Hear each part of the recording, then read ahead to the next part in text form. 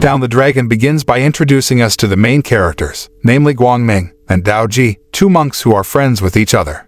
Guang Ming is the hairless one, whereas Dao Ji always dresses like a beggar. They differ not only in appearance, but also in character. Guang Ming is a righteous monk, while Dao Ji always do things that are taboo for monks, such as eating meat and drinking wine.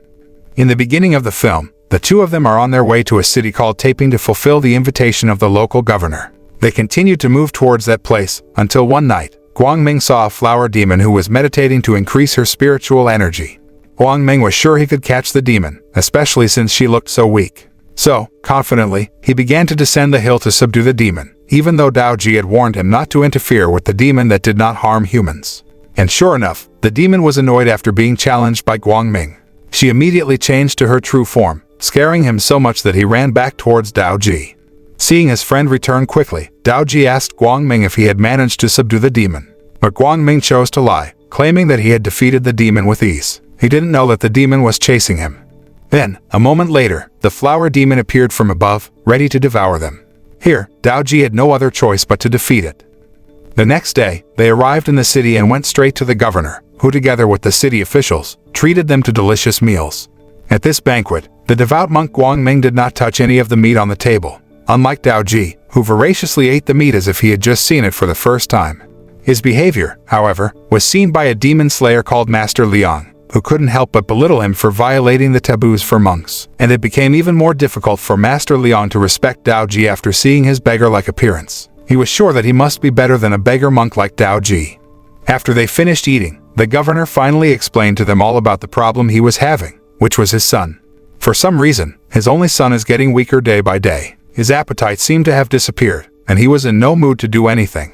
In addition, the governor often heard a woman's voice from his room, but when he entered, he found no one but his son. That's why the governor summoned Dao Ji, Guang Ming, and Master Liang. He suspected that his son had changed because of the demon's influence. The governor had not finished explaining when Master Liang interrupted him. He rose from his seat, and then declared that the governor did not need the help of the beggar, for he alone was enough to fight off the demons that bothered his son. To prove that he wasn't just boasting, he challenged Dao Ji to a competition, as he believed he could defeat the demon faster than him. Later that night, they all got ready in front of the governor's son's room. Master Liang acted first by installing a protective spell that he believed that even the strongest demon would not be able to penetrate. Then, he entered the room and activated the divine vision that could detect the presence of demons. And sure enough, there was a demon in that room. However, the governor was surprised to see a demon slayer of Master Liang's caliber so helpless in front of this demon. He thought that creature must have been extremely powerful if even Master Liang couldn't handle it. But to his surprise, Dao Ji entered the room to confront the female demon. Dao Ji himself was a powerful demon slayer, at least greater than Master Liang, but he was still willing to give the demon a chance to leave in peace. It was only when the demon refused that he was forced to act. However, before they started to fight, the demon sensed the overwhelming power that Dao Ji was holding back, so she chose to surrender to him, who had already guessed that she was in love with the governor's son. But no matter how much her love was, the relationship between humans and demons was forbidden. If she continues to insist on a relationship with him, it will only drain his energy. So, if she really loved him, Dao Ji said, she had to let him go. Let him live a normal life without her. A few moments later, the demon disappeared, and almost simultaneously, the governor's son returned to his senses with his health restored. How happy the governor was to see his son had returned to normal. He promised to give Dao Ji a big reward, which he immediately refused. Of course, it shocked the governor, because no matter how he looked at it, Dao Ji looked like a beggar. Then why did he refuse to accept the reward? With the mission completed, Dao Ji then left, but just as he was walking towards the exit, he suddenly heard a kind of telepathy that sounded like it was coming from Master Liang, the great demon slayer. It seemed that he was angry at his defeat to Dao Ji, as he swore to take revenge on him. And apparently, he wasn't just bluffing. He even summoned the sea dragon demon, Ao Qing, to destroy Dao Ji. But even more surprising, it turns out that Dao Ji is already famous among the sea demons because of how powerful he is. However, Master Liang knew how to get Ao Qing to defeat Dao Ji. Tomorrow there will be a lunar eclipse, in which Dao Ji will be drastically weakened. Then, to further motivate the sea dragon demon, Master Liang said that if Ao Qing managed to eat Dao Ji, he would become the strongest dragon demon ever. In addition, his age will increase by 1,000 years. The next day, with the governor's son successfully rescued from the demon, the governor asked Guang Ming to pray in the center of the square for the safety of the city. But just as the prayer session had just begun, the sky suddenly darkened as black smoke appeared and covered the townspeople who were gathering in the square. Moments later, the black mist disappeared as fast as it had appeared, and along with the disappearance of the mist, all the children who were there disappeared too. The confused residents then accused Guang Ming of being the culprit for the disappearance of their children, because after all, they didn't know who else to accuse, and the governor had no other choice in this situation. In order to appease the residents, he was forced to arrest Guang Ming and throw him in prison.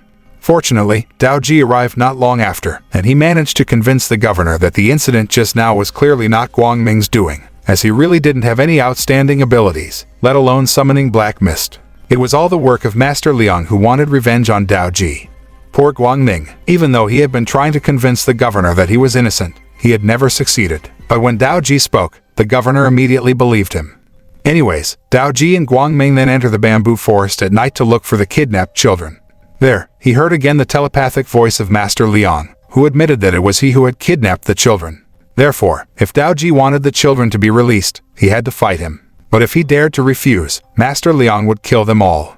Not long after, Master Liang appeared accompanied by Ao Qing, and without further ado, he demonstrated his abilities before Dao Ji, believing he could defeat him. But sadly, his ultimate prowess was nothing to Dao Ji, even though his condition gradually weakened as the lunar eclipse drew near. So Master Liang decided to leave the fight to Ao Qing, while he himself fled from there. But of course, Guang Ming didn't let him run away. He immediately pursued him persistently. Although, after he caught up with him, he ended up getting beat up by Master Liang. At the same time, Dao Ji started to fight against Ao Qing. Their fight was even because Dao Ji was getting weaker. If there wasn't a lunar eclipse that night, he would have been able to defeat him easily. The situation was even more unfavorable for Dao Ji, because moments later, the lunar eclipse was complete, leaving him completely weakened, and Ao Qing quickly took advantage of that to attack him. After Dao Ji was hit by his attack, Ao Qing then transformed into a half-dragon form to perform a ritual, in which he took out his dragon core. Through the dragon core, he could eat Dao Ji's energy, allowing him to reach the highest level of demons. But Ao Qing never expected that Dao Ji would spit out his divine blood to stop the ritual. Then, with his remaining strength, Dao Ji kicked the dragon core away, sending it flying far away until it landed near Guang Ming, who was now being chased by Master Liang. Seeing the dragon core lying on the ground, Guang Ming then kicked it towards a spring. At this time, the lunar eclipse was over, allowing Dao Ji to bring out his true power. But Ao Qing still didn't want to give up. He mustered his dragon power against Dao Ji's Buddha Palm move. However, the Buddha Palm technique was stronger than Ao Qing's. He fell to his knees before Dao Ji, admitting his defeat to him. Fortunately, Dao Ji forgave him, and besides, he didn't have much time to take care of Ao Qing. He still had to find Master Liang and the children he held captive. Meanwhile, Master Liang manages to retrieve the dragon core from the spring before taking it to his hiding place, where he keeps the children captive. There, he then performed a ritual to absorb the energy from the dragon core, the energy that Ao Qing had accumulated over thousands of years. It didn't take long for a change to appear in Master Liang, and more importantly, he felt himself much stronger now. The increase in his strength was also felt by Dao Ji as soon as he arrived in front of Master Liang's hideout. He felt how the devilish air from the dragon core had been contaminated with humans. But still, he was still stronger than Master Liang. The only problem is the old man is holding the children hostage. He couldn't just barge in, or the kids might get hurt, so he decided to come up with a plan. After the plan was completed, Dao Ji then challenged Master Liang to a fight outside, which he agreed to do. That way, they could bring out their maximum strength and determine who was the strongest among them. But just before Master Liang attacked his opponent, the figure in front of him suddenly turned into Guang Ming, while the little boy behind him turned into Dao Ji. Apparently, Dao Ji and Guang Ming had disguised themselves somehow, so that they could save the children while Master Liang was lured out. But Master Liang hated being tricked like that, so he attacked Dao Ji, knocking him to the floor. But just when he had thought that he had defeated Dao Ji, the real one appeared behind him. Yes, the real Dao Ji was the first to appear and the one who challenged Master Liang to a fight. He had deliberately devised such an elaborate method to wait for him to let his guard down, so that he could attack him with a sacred palm move and remove the dragon core from his body. Thus, with the dragon core captured, Dao Ji could return it to Ao Qing. Now that Master Liang had no strength left, Dao Ji could beat him to his heart's content, before sending him flying far away with a pentagram dragon tread move. After everything calmed down, Ao Qing came to thank Dao Ji, who then revealed that his blood could allow Ao Qing to transform into the strongest dragon and live another 1,000 years. Coincidentally, while they were fighting before, Dao Ji vomited his blood on the dragon core, which had now been swallowed back by Ao Qing. It meant that he could finally get what he wanted, which was to become the strongest dragon and live a long life.